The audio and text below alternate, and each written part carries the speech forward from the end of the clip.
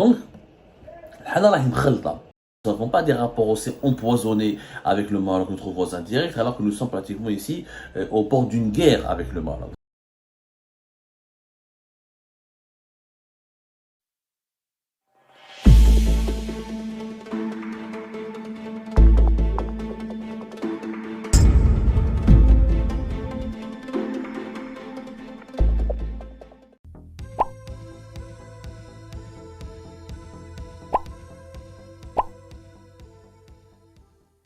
L'entourage de Saïd Chengriha, c'est lui qui alimente et c'est lui qui est, on va dire, pas protège, parce que Saïd Bezdela est en Hollande, il n'a rien profité de l'Algérie, jusqu'à preuve du contraire.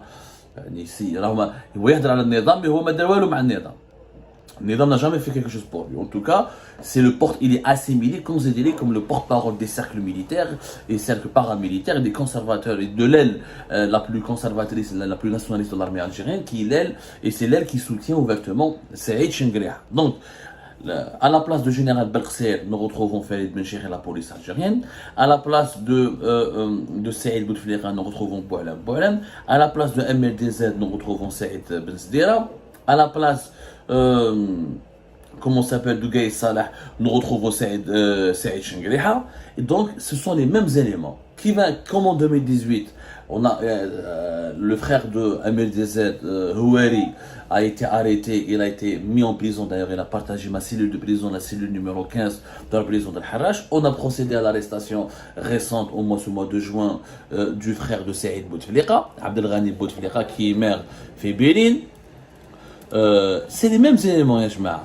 من بعد لا غير ميدياتيك حياة تي في اي سي كرونيكور هذاك امين بلازوق وجماعه كيما à l'époque comment ça s'appelle comme à l'époque de Anis Rahmani contre MLDZ, ils ont été utilisés pour dire du mal, noircir l'image de Saïd Bezdera, il est accusé de tous les maux. Donc on a un clan présidentiel, comme en 2018, qui se bat contre le clan des militaires, le clan de l'état-major de l'AMP, comme en 2018. Sauf qu'en 2018, c'était le clan de l'état-major de l'AMP qui avait lancé l'offensive contre le clan présidentiel. En 2018, c'est le contraire, c'est le clan présidentiel, à savoir le clan Tebboune, qui a lancé une offensive assez dure contre le clan de Saïd Chengriha à une année des élections présidentielles, à une année et demie. Nous sommes dans la même configuration. Il y a une crise interne au sein du régime algérien, dont les acteurs, dont les crises en Algérie, comment elles se déroulent. Ce n'est pas Saïd Chengriha qui sera attaqué personnellement, ce n'est pas le Boualem qui sera attaqué personnellement, c'est une guerre interposée, par médias interposés, ou là par figure médiatique interposée, ou là par réseaux sociaux interposés. C'est une guerre qui commence par une guerre médiatique, qui finit ensuite par des procès en justice. Ce sont les amis du clan ciblé qui sont arrêtés, les relais médiatiques qui sont interpellés ou arrêtés. On met des gens en prison pour ensuite faire de la pression, intimider le clan adverse afin de l'affaiblir et d'essayer de lui imposer sa feuille de route. C'est quoi la feuille de route qui fait l'objet d'une dispute entre les deux clans, à savoir l'entourage de Chengriha et l'entourage de Tebboune?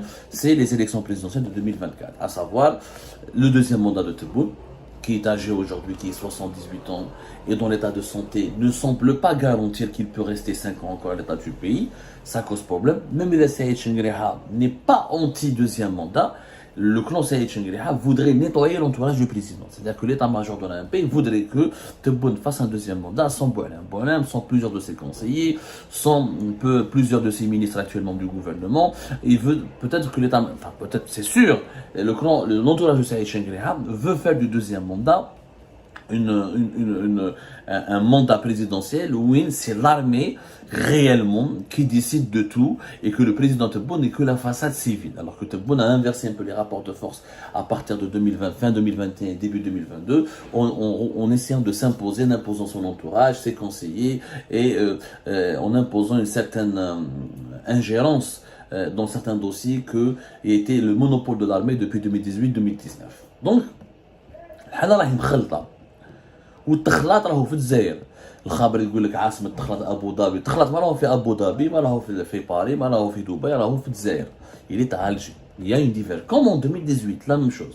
Donc cette divergence, où elle finit par éclater au grand jour, et ça crée une crise politique externe, c'est-à-dire que les différents acteurs qui alimentent cette guerre de clans au sein du régime algérien vont aller essayer d'alimenter la population et d'inciter la population à sortir dans les rues, ou ça va aboutir à un consensus, ok, voilà, ou oui ou non au deuxième mandat, oui au deuxième mandat mais à telle condition, parce que c'est ce que veut l'état-major de l'armée, oui au deuxième mandat, mais à telle condition. Le clan Tebboune veut que le deuxième mandat passe comme une lettre à la poste, mais sans aucune condition.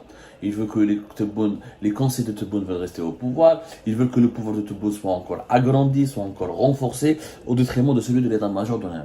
Dans les deux cas, s'il n'y a pas de consensus, eh ben, ça risque, à l'approche des élections présidentielles de 2024, il risque d'avoir des tensions très affaiblies, très intenses et des tensions très perceptibles et une certaine ambiance délitaire au sein du régime, ce qui va affaiblir le régime et ce qui pourrait permettre à des factions de la population algérienne, à des factions politiques d'aller vers la population algérienne et d'alimenter des mouvements de protestation populaire, et ça peut créer une deuxième crise politique similaire à celle du Hirak. Ça ne veut pas dire que le Hirak pourrait revenir en 2024, on pourrait peut-être avoir des mouvements de protestation différents dans la forme et dans le fond du Hirak, mais peut-être avec le même esprit, à savoir se débarrasser d'un régime vieillissant, divisé, etc. Et à ce moment-là, on verra qui au sein du régime algérien va profiter de cette instabilité créée par des émeutes ou des contestations populaires pacifiques pour imposer ses hommes au plus haut sommet de l'État et pour imposer sa feuille de route définitive. Mais en tout cas, ce qui est inquiétant pour l'Algérie, que dans un contexte géopolitique dangereux, parce qu'en 2019, il n'y avait pas...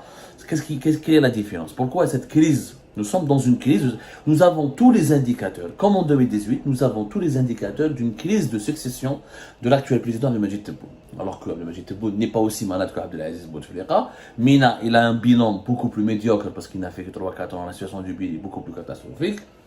Mais nous sommes tous les indicateurs d'une crise de succession. Désaccords au sein du régime, lutte de l'entourage du président, et lutte très violente qui oppose l'entourage du président de la République à l'entourage du chef d'état-major de l'armée, lutte médiatique très violente qui, par médias interposés, des services, la police contre la sécurité militaire et contre certains corps de l'armée et certains corps des services de renseignement.